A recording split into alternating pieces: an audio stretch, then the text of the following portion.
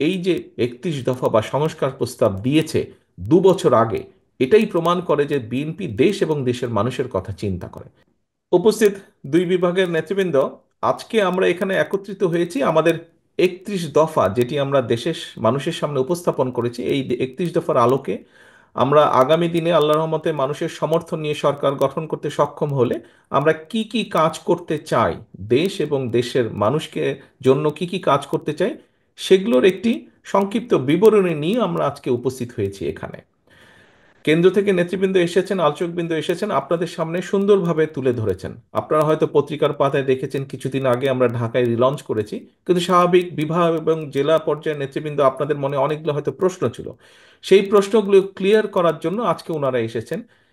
এখন নেতৃবৃন্দ যেই কথাটি একটু আগে দু একজন বলেছেন, আহ, আলম বলেছে, অমিত বলেছে যে এগুলো আপনারা নিয়ে যাবেন জেলা পর্যায়ে, জেলা পর্যায় থেকে থানা বা উপজেলা পর্যায়ে, ইউনিয়ন পর্যায়ে। কিন্তু এখানে একটি কথা আছে যে শুধু আমাদের নেতা কর্মীদের ভিতরে এটি সীমাবদ্ধ রাখলে চলবে না। কারণ দেশ তো শুধু আমাদের দল দিয়ে না, দেশ শুধু আমাদের দলের নেতা কর্মীদেরকে নিয়ে, দেশ হচ্ছে দেশের মানুষকে নিয়ে। দেশের মানুষকে, এই যে প্রায় 20 কোটি মানুষ দেশে, এই সকল মানুষের জন্যই এই দেশ, মানুষকে নিয়ে এই দেশ। কাজেই আপনি যদি দেশের জন্য করতে চান, দেশের মানুষের জন্য করতে চান, তাহলে এইগুলা আমাদেরকে নিয়ে যেতে হবে মানুষের কাছে। আমরা এই করতে চাই, কৃষকের জন্য এই করতে চাই, আমরা শিক্ষকদের জন্য এই করতে চাই, নারীদের জন্য এই করতে চাই, শিশুদের যা বা আগামী প্রজন্মের জন্য আমরা এই করতে চাই, অর্থাৎ প্রত্যেকটি সেক্টরে যুবকদের জন্য কি করতে চাই, কর্মসংস্থানের জন্য কি করতে চাই, সবগুলো বিষয় আপনারা তুলে ধরবেন। হ্যাঁ, অনেকে হয়তো বলতে পারেন এর মধ্যে সকল বিষয় নেই, হতে পারে এর মধ্যে 100% বিষয় নেই, কিন্তু এর মধ্যে অনেক কিছু আছে। মোটামুটিভাবে গাইডলাইন একটি আছে।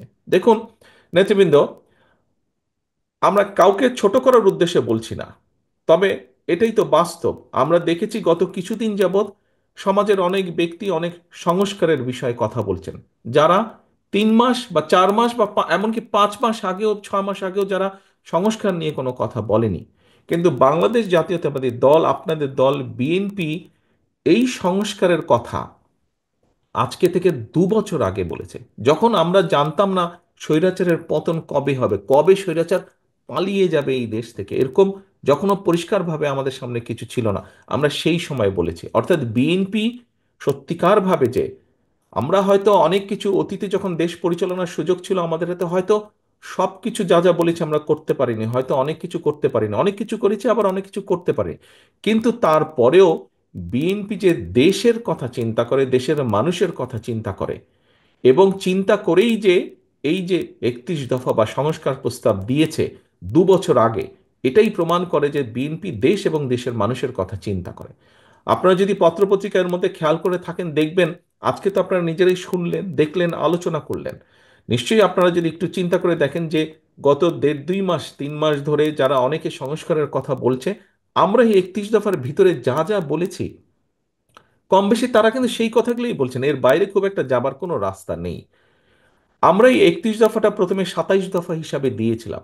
তার পরবর্তীতে আমাদের সাথে যে সকল রাজনৈতিক দল আন্দোলন করেছেন, যারা আন্দোলন আমাদের সাথে করেছে, সকল গণতান্ত্রিক রাজনৈতিক দল যারা স্বৈরাচারের পতন চেয়েছে, যারা একটা বাংলাদেশ গঠন করতে চেয়েছে নতুনভাবে, সুন্দরভাবে, সেই সকল রাজনৈতিক দলকে সাথে নিয়ে আলোচনা করে পরবর্তীতে আমরা এটিকে 27 থেকে 31 দফায় নিয়ে এসেছি।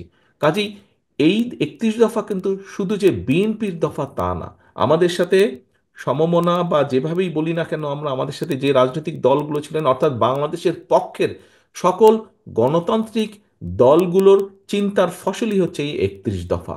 অর্থাৎ নট অনলি বিএনপি, এর সাথে আরো বহু রাজনৈতিক দলের চিন্তা সমন্বয় ঘটেছে এই 31 দফার মধ্যে। এখন প্রিয় সহকর্মীবৃন্দ, এই 31 দফা আমাদেরকে নিয়ে যেতে হবে, এটার পক্ষে মানুষের সমর্থন আমাদেরকে আদায় করতে হবে। এই কাজটি আপনাদেরকে কষ্ট করে এই কাজটি করতে হবে। শুধু এই চার দেওয়ালের ভিতরে আজকে 31 দফা রেখে দিলে চলবে না। আপনাদেরকে নিজের, আমরা কেন্দ্র থেকে করেছি, আপনাদেরকে এখানে আজকে কিছু একটি বক্সের মধ্যে কিছু লিফলেট দেওয়া হয়েছে, বইগুলো দেওয়া হয়েছে। এটি যথেষ্ট নয়, এটি যথেষ্ট নয়। আপনাদেরকে সাথে আমরা জেলা নেতৃবৃন্দের কাছে কেন্দ্র থেকে পেন ড্রাইভে করে দিয়ে দেওয়া হচ্ছে সফট কপিটি। আপনাদের কাছে অনুরোধ থাকবে, আমরা কিছু আপনাদেরকে দিয়েছি টোকেন হিসেবে, বাকি আরো অনেক লাগবে, সেটি কষ্ট করে আপনাদেরকে প্রিন্ট করতে হবে। তবে অবশ্যই এখানে জেলা পর্যায়ে যারা নেতৃবৃন্দ আছেন, আপনাদেরকে এখন পরিকল্পনা নিতে হবে কিভাবে আপনারা উপজেলায় করবেন। উপজেলা নেতৃবৃন্দকে সাথে নিয়ে জেলা নেতৃবৃন্দ পরিকল্পনা করবেন কিভাবে আপনারা ইউনিয়ন পর্যায়ে চলে যাবেন। সেটি আপনাদেরকে পরিকল্পনা করে গ্রহণ করতে হবে, অর্থাৎ মোট কথা মানুষের কাছে পৌঁছে দিতে হবে।